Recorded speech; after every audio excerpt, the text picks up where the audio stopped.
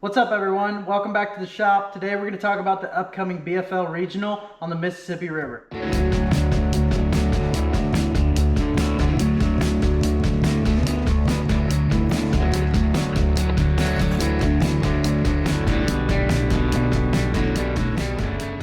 So we did this last year when we talked about breaking down a new body of water and when we went to Lake Eufaula. This year we're going to the BFL Regional at the Mississippi River, and that's pool 13 through 17. I've never fished a tournament where it was 5 pools. Usually it's 1 pool up, 1 pool down, so a total of 3 pools, but not 5. So it kind of makes things a little bit interesting. Also, there's no tournament information at all on this tournament. So it seems like we're launching out of pool 16, and it seems like they don't really have tournaments there.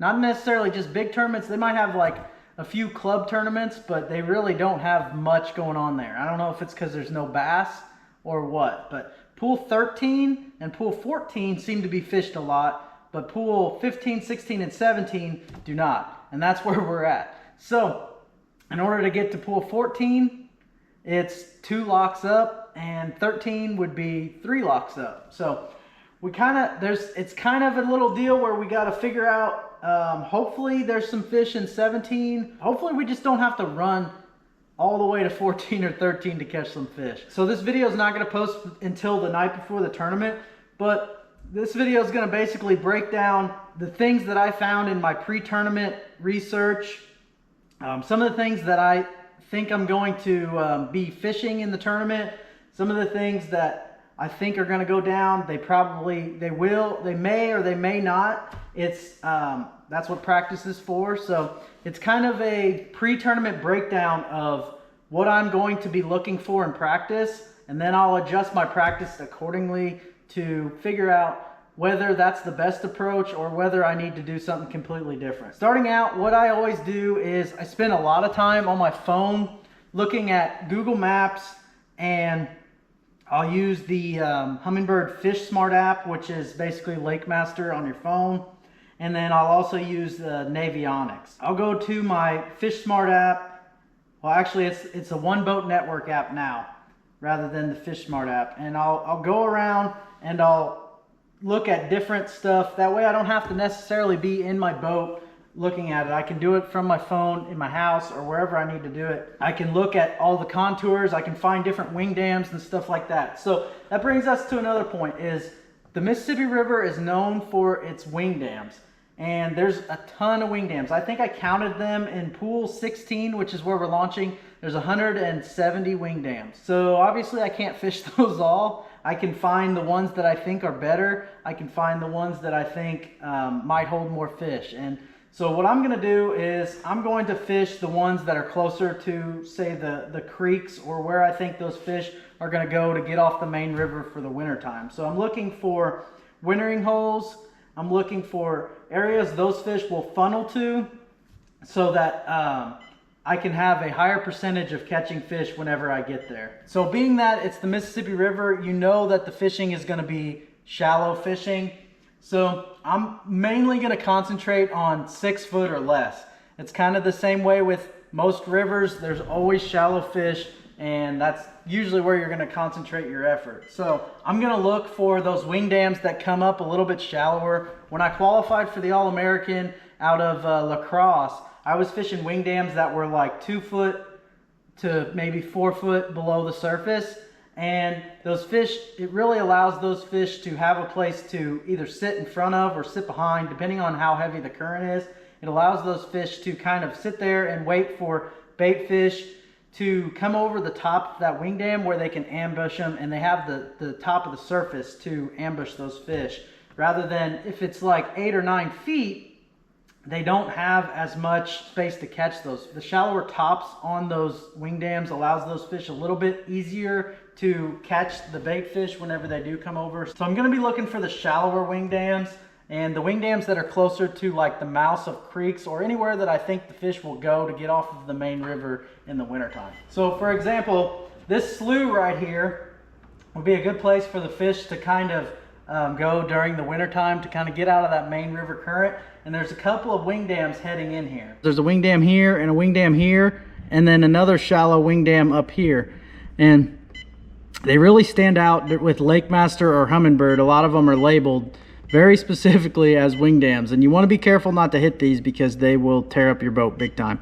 But what I'm going to do is maybe look for some of these shallower wing dams that are closer to these sloughs, or if I start catching them on longer wing dams, like maybe I'll fish one like this and then go run different longer wing dams, or vice versa. If I'm catching them on shorter wing dams, I may be able to just run some of the shorter wing dams. And you can see some of these are a little bit deeper. Like this one's got 4 foot on top, but then towards the end there's a little gaps that are 7 or 8 foot. So another thing that I'm looking for on these wing dams are these little high spots. Gray line's a little bit in the way, but you could see how there's a high spot here and a high spot here, and then there's a little saddle in between, and those fish will set up in those saddles like there and there, either that or on those high spots, and it gives them a high percentage area to find some of those bait fish, and it gives them a good place to ambush and feed. Another pattern that I think might play is like sand drops. So the backs and the fronts of all these islands. And as you can see, a lot of this stuff just gets silted in. The ends of these islands,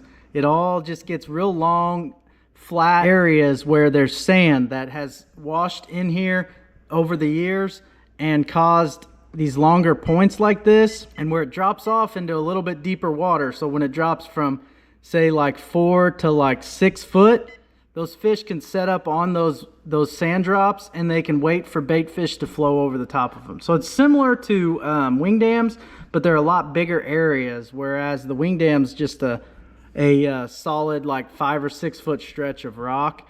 This might be 100-yard stretch, and you got to find the sweet spot on it. So in practice, I'm probably going to spend some time fishing wing dams. I'm probably going to spend some time fishing sand drops.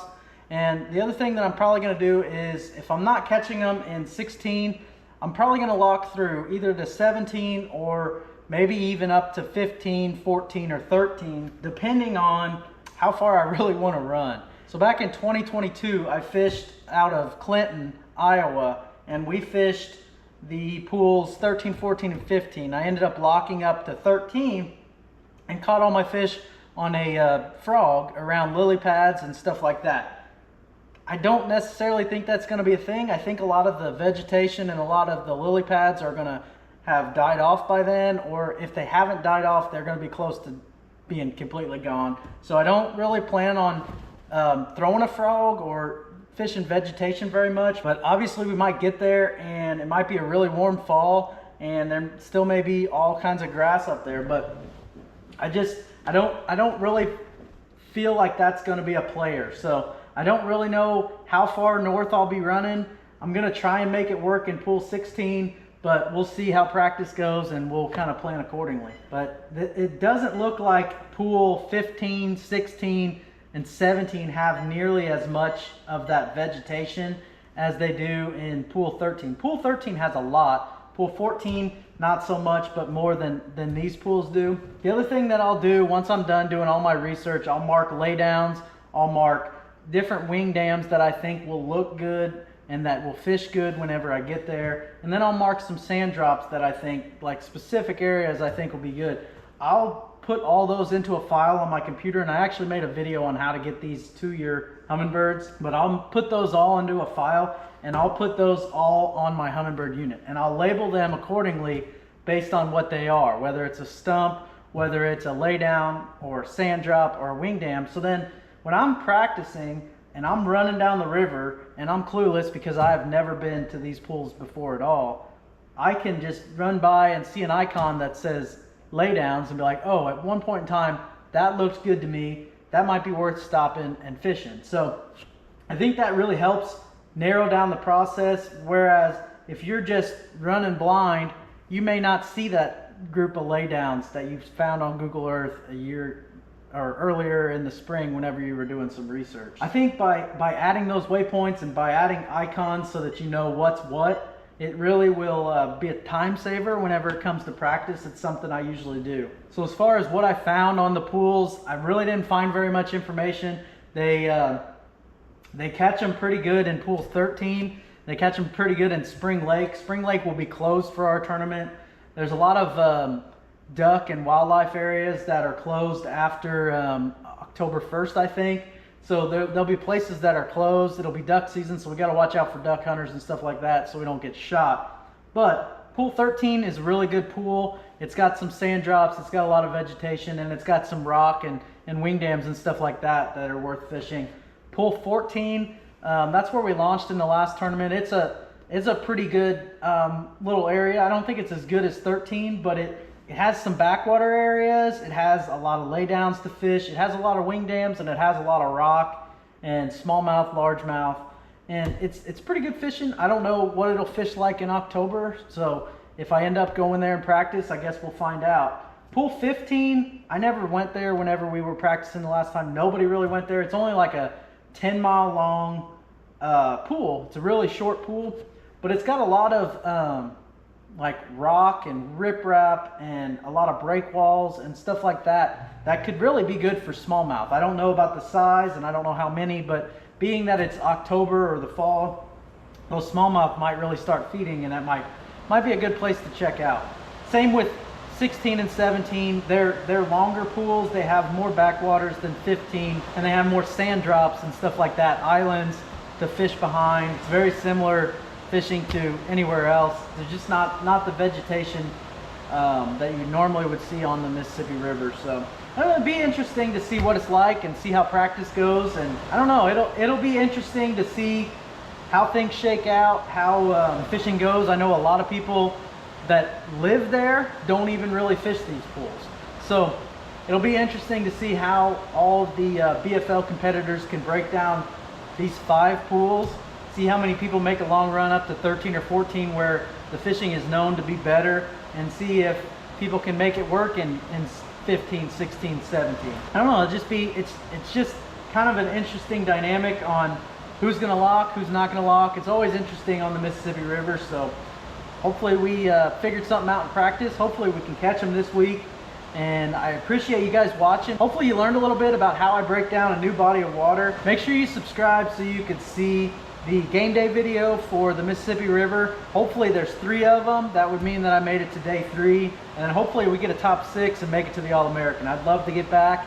It's probably in my opinion, definitely the biggest tournament I've ever fished, and I think that it's a huge deal to make it there, to be fishing against all the other BFL competitors around the country, to make it to the regional, and then to finish in the top 6 out of anywhere from 160 to 200 boats. It's a huge feat, and I would love to make it back. So hopefully the Mississippi River is good to us this week. Hopefully we had a good practice, and make sure you guys like, subscribe, and we'll see you guys next time.